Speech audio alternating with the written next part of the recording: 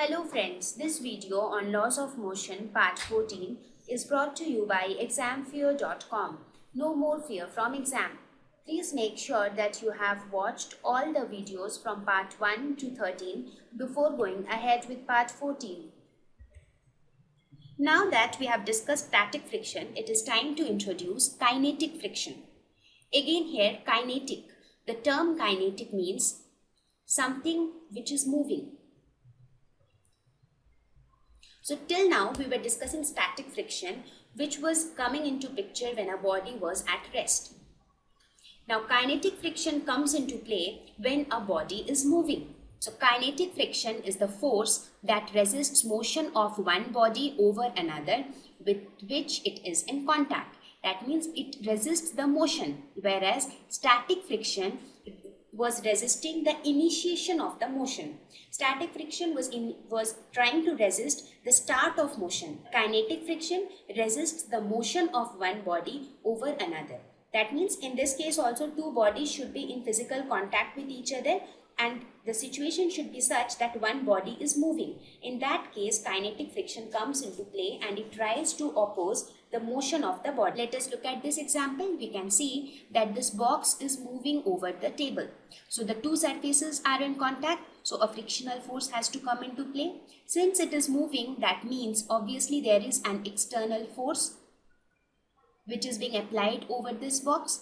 Now, when this body is moving, at that time, the force of friction which comes into play is kinetic friction. So the phenomenon what happens basically is that you can understand this in this series that initially the body was at rest. There was no force applied, so there was no friction. Now when an external force was applied, static friction came into play. Static friction was trying to oppose the start of the motion. So when you increase the value of the applied force, the value of static friction also increases. But static friction cannot increase its value beyond a certain maximum point. So when static friction reaches that maximum point and the force applied is increased above that, the body starts moving. Now when the body started moving, then kinetic friction comes into play. So you can look at the graph. Now you will have a better picture. We already discussed this part. First, the static friction. Static friction reached its maximum value, which is equal to mu s into n. After that, the static friction is replaced by kinetic friction. So this kinetic friction, now after that, even if the force is increased, the kinetic friction will have an almost steady value. And also, the kinetic friction, when compared to static friction, the value of kinetic friction would be lesser than that of static friction. Now we will discuss the characteristics of kinetic friction. Generally, kinetic friction is denoted by Fk. The subscript K denotes kinetic. It is again independent of the area of contact. The value of kinetic friction doesn't depend on whether the area of contact of the two bodies is big or small. It is also independent of the velocity of the body. It doesn't matter with what velocity or how fast or how slow the body is moving. It again varies with normal reaction. That means very similar to static friction, the kinetic friction, that is Fk, also varies with the normal reaction. That means here also we will introduce a constant of proportionality will be introduced. Now this constant of proportionality was found to be mu k. Very similar to how we found mu s. So mu k is the coefficient of kinetic friction. Coefficient of kinetic friction. So we get this relation again that Fk, that is kinetic friction, is equal to mu k into n, where mu k is the coefficient of kinetic friction and n is the normal reaction. Now that we have introduced what is kinetic friction, let us look at the motion of a body in general considering kinetic friction. So let us take the first scenario when the applied force is greater than the kinetic friction. Let us take the same example. In this case, we say that the applied force, that means the force which we are applying in this direction, that is Fa, is greater than the kinetic friction. The kinetic friction is along this direction. Now what happens when the applied force is greater than kinetic friction? The body will move, right? Because this force is dominating over kinetic friction. So definitely the body will move in this direction. Now from Newton's second law, we know that the net force which is acting on this body is equal to the mass of the body into the acceleration produced in the body. So what would be the net force which is tied on this body?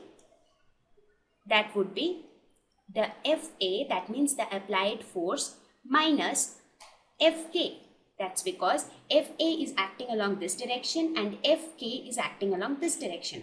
So if I want to find the net force on this body, it would be Fa minus Fk. So Fa minus Fk is equal to mass into acceleration. Therefore, the acceleration produced in this body is F minus Fk divided by m. Therefore, what did we conclude? We conclude that when we apply a force which is greater than the kinetic friction, in that case, the body will move and the acceleration of the body will be given by F minus Fk divided by m. Now, let us take the second case where we say that the applied force is equal to Fk. That means capital Fa, that is the applied force, is equal to the kinetic friction.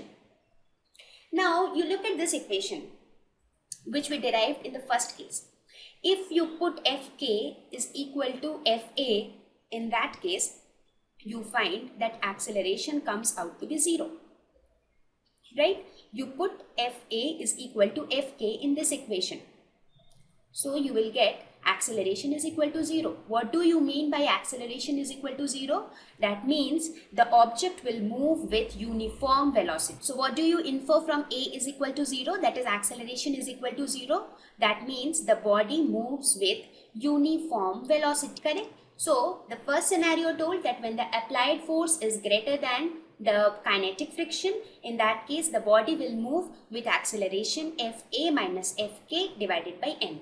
When the applied force is equal to the kinetic friction, in that case the body will move with uniform velocity. Now let us take the third case when the applied force is equal to 0. Suppose we don't apply any external force. In that case, if you put capital F is equal to 0 again in this equation, what do you get? You get acceleration is equal to minus Fk divided by m. That means the body will start, the acceleration is negative. The first thing to notice here is it has a negative sign. That means the body will start retarding. The body will start retarding and finally it will come to rest. So the body will retard and finally it will come to rest. So the body will not move at all. Correct? And if you think this situation, that is case 3, logically also, you will arrive at the same conclusion. If you don't apply any external force on the body will generally come to stop, because the force of friction will oppose the motion of the body over the table. So the body will stop. So what we did here is, we have seen all the 3 scenarios with the help of Newton's second law, correct? So once again, we'll review all the 3 scenarios.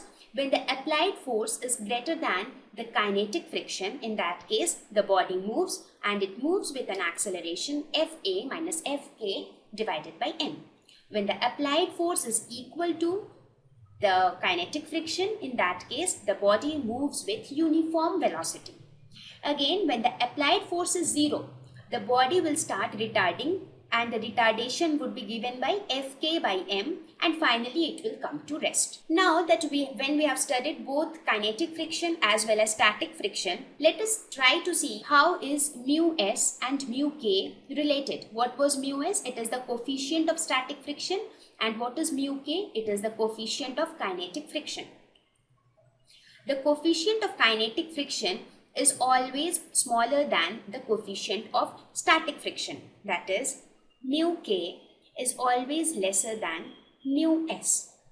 So from this, we can also see that Fk, which is equal to mu k into n, and we also know that Fs, that is static friction, which is equal to mu s into n. From this relation, we can say that Fk, that is kinetic friction, is always lesser than the static friction, right?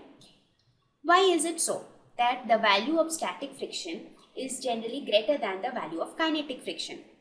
If you think of this situation practically or logically, then also you can understand the reason. What does static friction do? Static friction tries to oppose the start of the motion. That means it tries to oppose a body which is at rest. That means the velocity of the body is zero. So it stops the body from moving. So what the role of static friction is to keep the body which is at rest. Whereas in case of kinetic friction, it just tries to oppose a body which is already moving. Now, resisting a body from moving which is at rest is difficult than resisting a body which is already in motion, correct? Like suppose you have a ball which is at rest. You have to stop this ball from moving. And in another case, you have a ball which is already moving. And you have to just resist the motion. That is, you have to take care that the motion doesn't increase further. So this scenario is more difficult than this scenario. As a result, the static friction which is involved in this scenario has a higher value than kinetic friction which is involved in this scenario.